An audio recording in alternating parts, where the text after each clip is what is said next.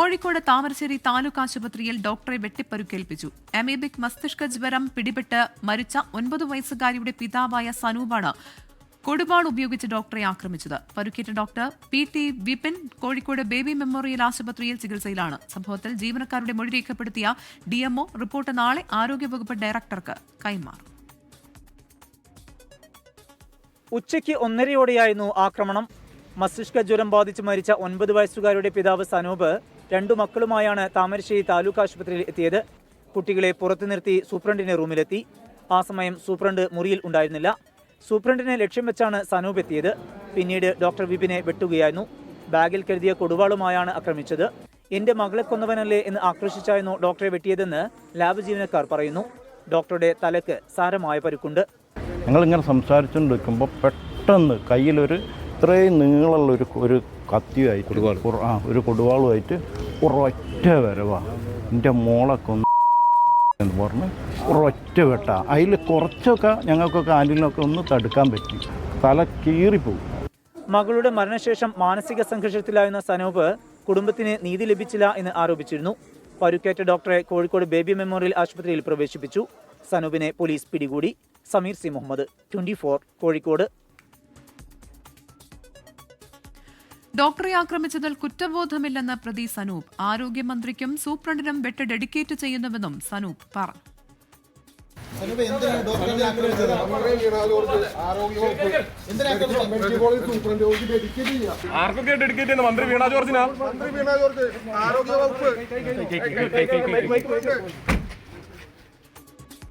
പറയാനുള്ളതെല്ലാം പറഞ്ഞു. മകൾ എങ്ങനെ മരിച്ചെന്ന് അന്വേഷിക്കട്ടെ എന്നാണ് മജിസ്ട്രേറ്റിന് മുന്നിൽ ഹാജരാക്കാൻ കൊണ്ടുപോകുമ്പോൾ സനൂപിന്റെ പ്രതികരണം.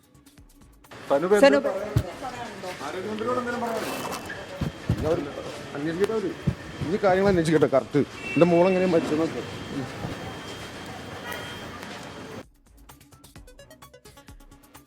മകളുടെ മരണത്തിന് ശേഷം ഭർത്താവ് കടുത്ത മാനസിക സമ്മർദ്ദത്തിലായിരുന്നുവെന്ന് ഡോക്ടറെ ആക്രമിച്ച പ്രതി സനൂപിന്റെ ഭാര്യ രംബീസ.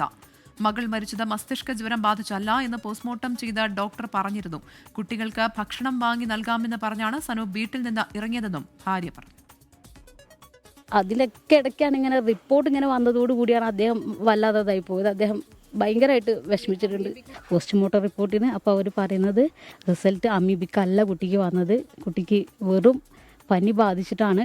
പനി ബാധിച്ച് കയ്യിൽ നിന്ന് പോയതാണ് കുട്ടി. അത് നേരത്തെ റെഫർ ചെയ്തിട്ടുണ്ടായിരുന്നെങ്കിൽ രക്ഷപ്പെടുമായിരുന്നു. പിള്ളേരെ കൂട്ടിയിട്ട് പോയത്. പിള്ളേർക്ക് ഭക്ഷണം മേടിച്ചു കൊടുത്ത് തിരിച്ചു വിട്ടു എന്നാണ് പിള്ളേരെ എൻ്റെ അടുത്ത് പറഞ്ഞത്. വണ്ടി വന്നപ്പോൾ ഞാൻ ചോദിച്ചപ്പോൾ പറഞ്ഞ് അച്ഛ അവിടെയാണ്, ഞങ്ങൾ ഭക്ഷണം മേടിച്ച് കഴിച്ചപ്പോൾ തിരിച്ചിങ്ങോട്ട് വന്നതാണെന്ന് പറഞ്ഞു. കോഴിക്കോട് താമരശ്ശേരിയിൽ ഡോക്ടർക്കെതിരായ ആക്രമണത്തിൽ സംസ്ഥാന വ്യാപക പ്രക്ഷോഭത്തിന് ഒരുങ്ങി ഡോക്ടേഴ്സിന്റെ സംഘടനകൾ. ഇന്ന് കോഴിക്കോട് ജില്ലയിലെ സർക്കാർ ആശുപത്രികളിൽ ഡോക്ടേഴ്സ് മിന്നൽ പണിമുടക്ക് നടത്തി. നാളെ OP ബഹിഷ്കരിച്ച് പ്രതിഷേധിക്കും. KGMOA നാളെ സംസ്ഥാന വ്യാപകമായി പ്രതിഷേധ ദിനം ആചരിക്കും.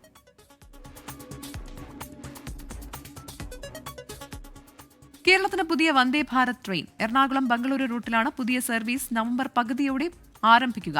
BJP സംസ്ഥാന അധ്യക്ഷൻ രാജീവ് ചന്ദ്രശേഖറാണ് ഇക്കാര്യം ഫേസ്ബുക്കിലൂടെ അറിയിച്ചത്. റിനു ശ്രീധർ വിവരങ്ങളുമായി ചേരുകയാണ് തിരുവനന്തപുരത്ത് നിന്ന്. റിനു, കേരളത്തെ സംബന്ധിച്ച് ഏറെ സന്തോഷകരമായ വാർത്തയാണ്. പ്രത്യേകിച്ച് നല്ല തിരക്കുള്ള റൂട്ടിലാണ് ഇപ്പോൾ വന്ദേ ഭാരത് ട്രെയിൻ അനുവദിച്ചിരിക്കുന്നത്. എന്തൊക്കെ വിവരങ്ങളാണ് അദ്ദേഹം ഫേസ്ബുക്കിലൂടെ പങ്കുവയ്ക്കുന്നത്?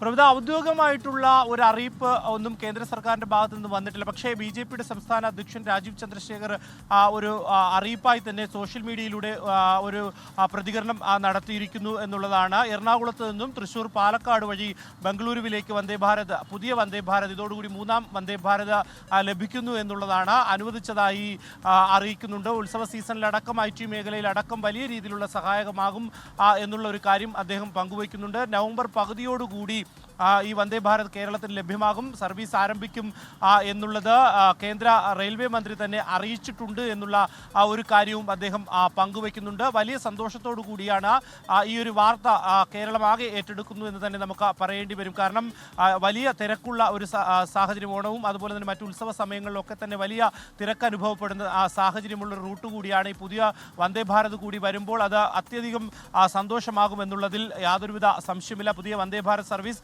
ബംഗളൂരു മലയാളികളെ സംബന്ധിച്ചും ഏറെ സന്തോഷമുണ്ടാക്കുന്ന ഒരു കാര്യമാണ്. എന്തായാലും രാജീവ് ചന്ദ്രശേഖർ കേന്ദ്ര സർക്കാരിന് നന്ദി കൂടി അറിയിക്കുന്നുണ്ട് ഈ സോഷ്യൽ മീഡിയ പോസ്റ്റിലൂടെ. ശബരിമല സ്വർണ്ണമോഷണ വിവാദത്തിലെ ഭരണപ്രതിപക്ഷ ഏറ്റുമുട്ടലിൽ നിയമസഭയിൽ അസാധാരണ രംഗങ്ങൾ. പ്രതിപക്ഷ പ്രതിഷേധത്തെ നേരിടാൻ മന്ത്രിമാർ ഉൾപ്പെടെയുള്ള ഭരണപക്ഷ അംഗങ്ങൾ നടുത്തളത്തിലേക്ക് ഇറങ്ങിയതാണ് അസാധാരണ സംഭവങ്ങൾക്ക് ഇടയാക്കിയത്. ശബരിമല സ്വർണ്ണമോഷണ വിവാദത്തിലെ മൗനം അവസാനിപ്പിച്ചുകൊണ്ടുള്ള മുഖ്യമന്ത്രിയുടെ ആദ്യ പ്രതികരണത്തിനും ഇന്ന് നിയമസഭ സാക്ഷ്യം വഹിച്ചു.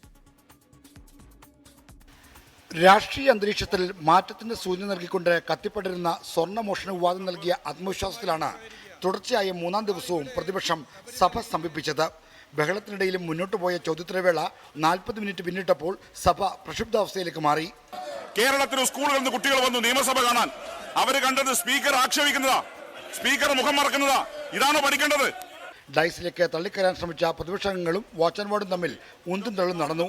ഇതിനിടെ മുഖ്യമന്ത്രിയിൽ നിന്നുണ്ടായ പ്രതികരണത്തിൽ പ്രകോപിതരായ പ്രതിപക്ഷം ഭരണപക്ഷത്തിന് നേരെ തിരിഞ്ഞു. പ്ലക്കാർഡ് ഉയർത്തിയുള്ള പ്രതിഷേധത്തിനൊപ്പം കൂക്കുവിളി കൂടിയായതോടെ സജി ചെറിയാന്റെ കൈയും പിടിച്ച് മന്ത്രി മുഹമ്മദ് റിയാസ് നേരെ നടുത്തളത്തിലേക്ക് വന്നു. പിന്നാലെ ഭരണപക്ഷ MLA-മാരും.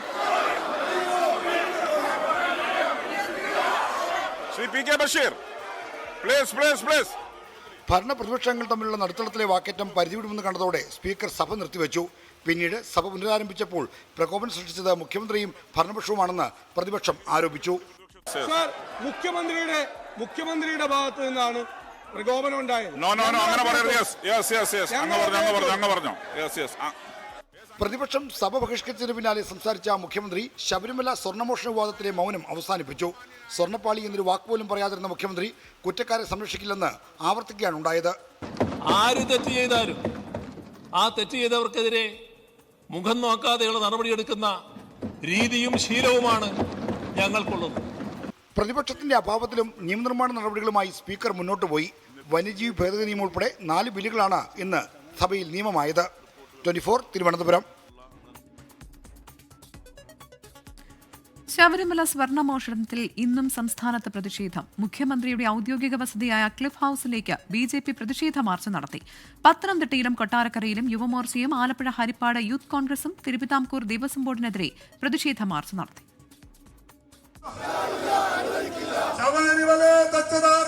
ദേവസ്വം മന്ത്രിയും Thiruvithamkoor Devaswom board president PS പ്രശാന്തും രാജിവെക്കണമെന്നാവശ്യപ്പെട്ടായിരുന്നു BJPയുടെ ക്ലിഫ് ഹൌസ് മാർച്ച്. സംസ്ഥാന അധ്യക്ഷൻ രാജീവ് ചന്ദ്രശേഖർ മാർച്ച് ഉദ്ഘാടനം ചെയ്തു.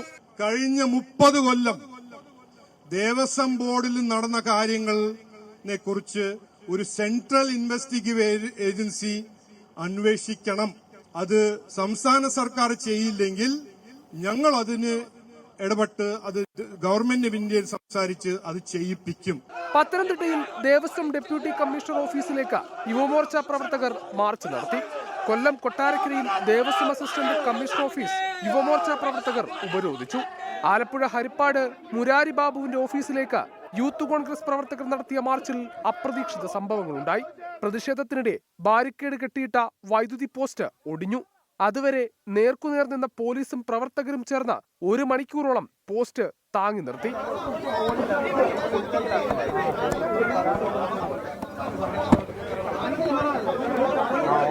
സമരം പുനരാരംഭിച്ച യൂത്ത് കോൺഗ്രസ് പ്രവർത്തകർ മുരാരി ബാബുവിന്റെ ഓഫീസിലേക്ക് ചാടിക്കയറി.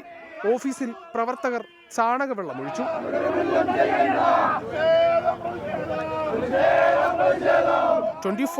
തിരുവനന്തപുരം.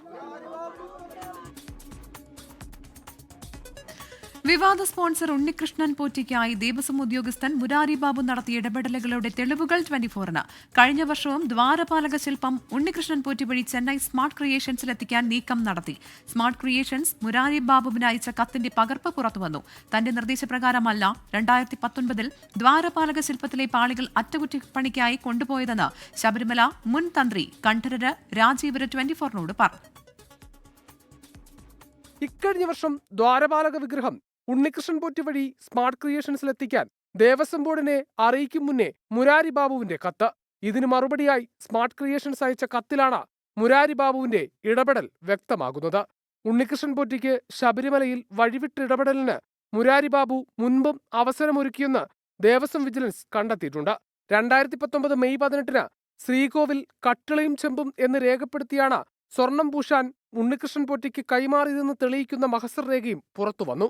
അതേസമയം 2019 ദ്വാരപാലക ശില്പത്തിലെ പാളികൾ അറ്റകുറ്റപ്പണിക്കായി കൊണ്ടുപോയത് തന്റെ നിർദ്ദേശപ്രകാരമല്ലെന്ന് ശബരിമല മുൻ തന്ത്രി കണ്ഠരര് രാജീവര്. അനുമതി തേടിയിരുന്നു, അത് ചെയ്യാവുന്നതാണ്. പക്ഷേ അത് കൊണ്ടുപോകുന്ന കാര്യത്തിനെ കുറിച്ചൊന്നും ഞാൻ പറഞ്ഞിട്ടില്ല. അവിടെ ചെയ്യുന്നതാണ് ഞാൻ വിചാരിച്ചിരുന്നത്. അവിടുത്തെ ഉദ്യോഗസ്ഥനെല്ലാം അദ്ദേഹമാണല്ലോ ലെറ്റർ തരുന്നത്. എക്സിക്യൂട്ടീവ് ഓഫീസർ എന്ന് പറയുന്നത് അദ്ദേഹമാണ് ലെറ്റർ തരുന്നത്. അദ്ദേഹത്തിൻ്റെ പ്രസ്താവനയാണ് തെറ്റിദ്ധരിപ്പിക്കപ്പെടുന്നതെന്ന് പറഞ്ഞത്. അദ്ദേഹം അവിടുന്ന് ലെറ്റർ തന്നു, അതിന് ഫെയ്ഡ് ചെയ്തിട്ടുണ്ട്, അതൊന്ന് പൂശണം എന്ന് പറഞ്ഞ് അനുവാദം കൊടുത്തിട്ടുണ്ട്. 2019 സ്വർണം പൂശിയ ദ്വാരപാലക ശില്പം തിരികെ സ്ഥാപിക്കുന്ന ചടങ്ങിൽ നിന്ന് തന്നെ ഒഴിവാക്കിയതിൽ ദുരൂഹതയുണ്ടെന്ന് തിരുവാഭരണ കമ്മീഷണറായിരുന്ന RG രാധാകൃഷ്ണൻ പ്രതികരിച്ചു. വിവാദത്തിൽ കൂടുതൽ ഉദ്യോഗസ്ഥരെ കേന്ദ്രീകരിച്ചുള്ള അന്വേഷണത്തിനാണ് ദേവസ്വം വിജിലൻസിന്റെ നീക്കം.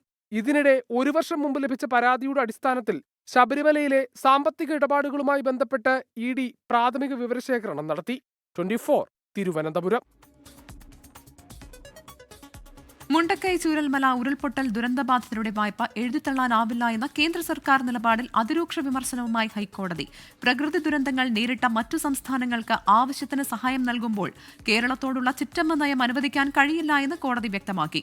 കേന്ദ്ര നിലപാടിനെതിരെ LDFും UDFും രംഗത്ത് വന്നു. അതിനിടെ പ്രധാനമന്ത്രി ഉൾപ്പെടെയുള്ളവരുമായുള്ള കൂടിക്കാഴ്ചയ്ക്ക് മുഖ്യമന്ത്രി പിണറായി വിജയൻ അല്പസമയത്തിനകം ഡൽഹിയിലേക്ക് തിരിക്കും.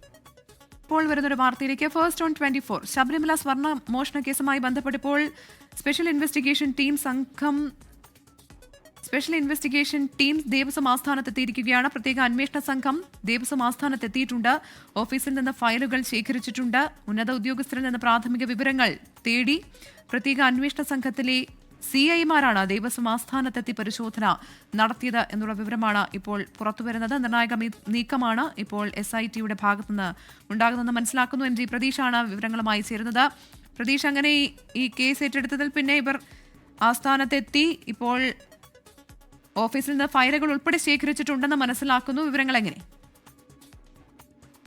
പ്രവിധ, ശബരിമല സ്വർണ്ണമോഷണവുമായി ബന്ധപ്പെട്ട കേസ് പ്രത്യേക അന്വേഷണ സംഘത്തിന് കൈമാറിയതിനു ശേഷമുള്ള അന്വേഷണ സംഘത്തിന്റെ നിർണായകമായ നീക്കമാണ് ഇപ്പോൾ നടന്നിരിക്കുന്നത്. ദേവസ്വം ആസ്ഥാനത്ത് ഈ സ്വർണ്ണമോഷണവുമായി ബന്ധപ്പെട്ട നിർണായക ഫയലുകൾ ഉൾപ്പെടെ സൂക്ഷിച്ചിരിക്കുന്ന ദേവസ്വം ആസ്ഥാനത്താണ് പ്രത്യേക അന്വേഷണ സംഘം പരിശോധന നടത്തിയത്. അവിടെ എത്തി ഇതുമായി ബന്ധപ്പെട്ടുള്ള കൂടുതൽ ഫയലുകൾ പ്രത്യേക അന്വേഷണ സംഘം ശേഖരിച്ചു എന്നതാണ് നമുക്ക് മനസ്സിലാക്കാൻ കഴിയുന്നത്. ഒപ്പം അവിടെ ഉണ്ടായിരുന്ന ഉന്നത ഉദ്യോഗസ്ഥരിൽ അടക്കം പ്രാഥമിക വിവരങ്ങൾ സ്വീകരിച്ചിട്ടുണ്ട്. തിരുവാഭരണം കമ്മീഷണർ അടക്കമുള്ള ഉദ്യോഗസ്ഥരിൽ നിന്നാണ് പ്രാഥമിക വിവരങ്ങൾ പ്രത്യേക അന്വേഷണ സംഘം ശേഖരിച്ചിട്ടുള്ളത്. ഈ അന്വേഷണ സംഘത്തിലുള്ള ഈ 2 CIമാരാണ് ഈ പ്രത്യേക അന്വേഷണ സംഘത്തിലുള്ളത്. ഇവരുടെ നേതൃത്വത്തിലാണ് ഇന്ന് വൈകിട്ടോടുകൂടി ഈ ദേവസ്വം ആസ്ഥാനത്ത് പ്രത്യേക അന്വേഷണ സംഘം എത്തിയത്. ഈ ശബരിമല സ്വർണ്ണമോഷണവുമായി ബന്ധപ്പെട്ടുള്ള പ്രധാനമായ രേഖകൾ അവിടെ നിന്ന് ശേഖരിച്ചു എന്നതാണ് പ്രധാനമായി മനസ്സിലാക്കാൻ കഴിയുന്നത്. ഈ വെള്ളിയാഴ്ച ദേവസ്വം വിജിലൻസ് അവർ നടത്തിയ അന്വേഷണത്തിന്റെ അന്തിമ റിപ്പോർട്ട് സമർപ്പിക്കാനിരിക്കുകയാണ്. നേരത്തെ ഈ അന്തിമ റിപ്പോർട്ട് സമർപ്പിച്ച ശേഷമായിരിക്കും പ്രത്യേക അന്വേഷണ സംഘം അന്വേഷണം ഏറ്റെടുക്കുക എന്നാണ് പറഞ്ഞിരുന്നത്. പക്ഷേ അതിൽ നിന്നൊക്കെ തന്നെ മാറി വളരെ നിർണായകമായ ഒരു നീക്കമാണ് ഇപ്പോൾ പ്രത്യേക അന്വേഷണ സംഘത്തിന്റെ ഭാഗത്തു നിന്ന് ഉണ്ടായിരിക്കുന്നത്. ദേവസ്വം വിജിലൻസ് അന്തിമ റിപ്പോർട്ട് സമർപ്പിക്കുന്നതിന് മുമ്പ് തന്നെ ദേവസ്വം ആസ്ഥാനത്തെത്തി നിർണായകമായ രേഖകൾ പരിശോധിച്ചു. അതിൽ പ്രധാനപ്പെട്ട രേഖകളൊക്കെ തന്നെ അവിടെ നിന്ന് ശേഖരിച്ച് ആണ് അന്വേഷണ സംഘത്തിന്റെ ഒരു നീക്കം ഉണ്ടായിരിക്കുന്നത്. ഓരോ ദിവസവും ഈ ശബരിമല സ്വർണ്ണമോഷണവുമായി ബന്ധപ്പെട്ട് പുതിയ വെളിപ്പെടുത്തലുകൾ പുറത്തു വരുന്നുണ്ട്. അതിൽ പല വെളിപ്പെടുത്തലുകളുമായി ബന്ധപ്പെട്ട പല അവ്യക്തതകളും നിലനിൽക്കുന്നുണ്ട്. ഈ 2019 ബന്ധപ്പെട്ടാണ് ഏറ്റവും കൂടുതൽ ആരോപണങ്ങൾ ഉയർന്നത്. 2019 ശബരിമലയിലെ അറ്റകുറ്റപ്പണിക്ക് കൊണ്ടുപോയ സ്വർണ്ണപ്പാളിയും കട്ടളയും മാറ്റി എന്നതടക്കമുള്ള വെളിപ്പെടുത്തലുകൾ പുറത്തു വന്ന സാഹചര്യത്തിലാണ് ഇതിന്റെ ഉൾപ്പെടെ വിവരങ്ങൾ ഇപ്പോൾ പ്രത്യേക അന്വേഷണ സംഘം ശേഖരിക്കുന്നത്. ഇതിന്റെ രേഖകൾ ഇതുമായി ബന്ധപ്പെട്ടുള്ള ഫയൽ നീക്കത്തിന്റെ ഉൾപ്പെടെയുള്ള രേഖകൾ സൂക്ഷിച്ചിരിക്കുന്ന ഇടം ദേവസ്വം ബോർഡ് ആസ്ഥാനമാണ്. തിരുവാഭരണം കമ്മീഷണറുടെ പക്കലടക്കം ഇതുമായി ബന്ധപ്പെട്ടുള്ള കൂടുതൽ രേഖകളുണ്ട്. അതുകൊണ്ട് തന്നെ ആ രേഖകൾ ഈ കേസുമായി ബന്ധപ്പെട്ട് ഏറ്റവും നിർണായകമാണ്. അതാണ് ഇപ്പോൾ പ്രത്യേക അന്വേഷണ സംഘം ശേഖരിച്ചിരിക്കുന്നത്. ഒപ്പം ആ നിലവിലെ ഉദ്യോഗസ്ഥരിൽ നിന്ന് ആവശ്യമായ വിവരങ്ങൾ കൂടി അന്വേഷണ സംഘം ശേഖരിച്ചിട്ടുണ്ട്. ഈ രേഖകളായിരിക്കും അവർ പ്രാഥമികമായും പരിശോധിക്കുന്നത്. 98, 99 കാലം മുതൽ 2025 വരെയുള്ള കാലങ്ങളിലെ ഇടപാടുകൾ പ്രത്യേക അന്വേഷണ സംഘത്തിന്റെ പരിധിയിൽ വരുമെന്നതാണ് നമുക്ക് മനസ്സിലാക്കാൻ കഴിയുന്നത്. അങ്ങനെയെങ്കിൽ ആ കാലത്തെ ദേവസ്വം ആസ്ഥാനത്തെ രേഖകളാണ് അന്വേഷണ സംഘം പ്രാഥമികമായി പരിശോധിക്കുക. അതിന്റെ കൂടി അടിസ്ഥാനത്തിലായിരിക്കും പിന്നീട് കൂടുതൽ ആളുകളെ ചോദ്യം ചെയ്യുക, ഒപ്പം മറ്റു ഉദ്യോഗസ്ഥരുടെ മൊഴിയെടുക്കുക തുടങ്ങിയ നടപടികളിലേക്ക് പ്രത്യേക അന്വേഷണ സംഘം കടക്കുന്നത്. അതിന്റെ കൂടി ഭാഗമായാണ് ഇപ്പോൾ ദേവസ്വം ആസ്ഥാനത്തെത്തി ഫയലുകൾ ശേഖരിച്ചിരിക്കുന്നത്.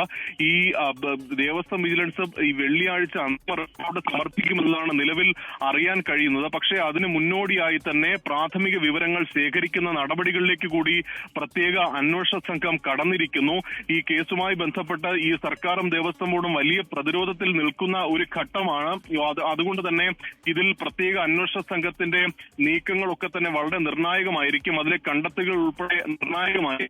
ഇതിൽ അത്തരത്തിലൊരു നടപടികളിലേക്ക് കൂടിയാണ് ഇപ്പോൾ പ്രത്യേക അന്വേഷണ സംഘം കടന്നിരിക്കുന്നത്. 6 ആഴ്ചക്കകം ഈ അന്തിമ റിപ്പോർട്ട് സമർപ്പിക്കാനാണ് പ്രത്യേക അന്വേഷണ സംഘത്തിന് കോടതി നിർദ്ദേശം നൽകിയിരിക്കുന്നത്. ADGP എച്ച് വെങ്കിടേഷ് ആണ് ഈ അന്വേഷണ സംഘത്തിന്റെ തലവൻ. ഒപ്പം SP ശശിധരന്റെ നേതൃത്വത്തിലാണ് ഈ അന്വേഷണ സംഘം ഈ കേസ് അന്വേഷിക്കുന്നത്. അതുകൊണ്ട് തന്നെ വളരെ പെട്ടെന്ന് ഈ കൂടുതൽ വിവരങ്ങൾ ശേഖരിച്ചുകൊണ്ട് അന്വേഷണത്തിലേക്ക് കടന്ന് ഇതുമായി ബന്ധപ്പെട്ടുള്ള അവ്യക്തതകൾ നീക്കാനായിരിക്കും അന്വേഷണ സംഘം ശ്രമിക്കുന്നത്. അതിന്റെ കൂടി ഭാഗമായാണ് ആദ്യ പടിയെന്ന നിലയിൽ ദേവസ്വം ബോർഡ് ആസ്ഥാനത്ത് തന്നെ എത്തി ഫയലുകൾ ശേഖരിക്കുകയും ഉദ്യോഗസ്ഥരിൽ നിന്ന് പ്രാഥമിക വിവരങ്ങൾ കൂടി തേടുകയും ചെയ്തിട്ടുള്ളത്. ശരി, വ്യക്തമാണ്. MG പ്രതീഷാണ് വിവരങ്ങൾ നൽകിയത്. പ്രത്യേക അന്വേഷണ സംഘം ദേവസ്വം ആസ്ഥാനത്തെത്തി രേഖകൾ ശേഖരിച്ചു എന്നുള്ളതാണ്. പ്രാഥമിക വിവരങ്ങൾ ഉദ്യോഗസ്ഥരിൽ നിന്ന് ശേഖരിച്ചിട്ടുണ്ടെന്നും മനസ്സിലാക്കുകയാണ്. നിർണായക നീക്കമാണ് ഇപ്പോൾ സ്പെഷ്യൽ ഇൻവെസ്റ്റിഗേഷൻ ടീമിന്റെ ഭാഗത്തുനിന്ന് ഉണ്ടാകുന്നത്.